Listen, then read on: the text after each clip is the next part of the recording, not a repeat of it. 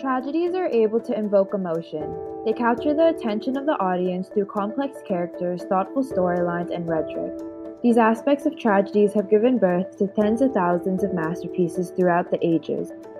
Sometimes called the father of tragedies, William Shakespeare is regarded by many as one of the greatest writers and dramatists the world has ever seen. Many of his most successful plays are his tragedies, such as Macbeth, Hamlet, Romeo and Juliet, among many others. His plays are still well known and loved today. Regarded as Shakespeare's darkest tragedy, Macbeth is an exceptional example of how Shakespeare was able to create tragic masterpieces. Shakespeare was so successful in emanating darkness and emotion in this play that even 400 years later, many are afraid to utter its name within a theater. Known as the Scottish play, this piece is about a nobleman named Macbeth who kills his way to the Scottish throne after hearing a prophecy from three witches. On his road to glory, Macbeth loses his humanity to ambition and greed, and ultimately leads himself to his own downfall. Shakespeare was a pioneer for writing and greatly forged the way for literature today. His tragedies are still relevant because they laid the foundation for tragic writing that is still valid 400 years later.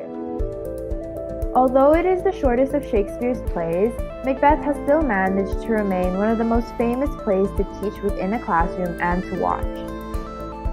Shakespeare was a wordsmith, and the realism of his plays, especially his tragedies, had the ability to make the audience relate to the emotions and thoughts of the characters, keeping people engaged and drawn to his plays hundreds of years later.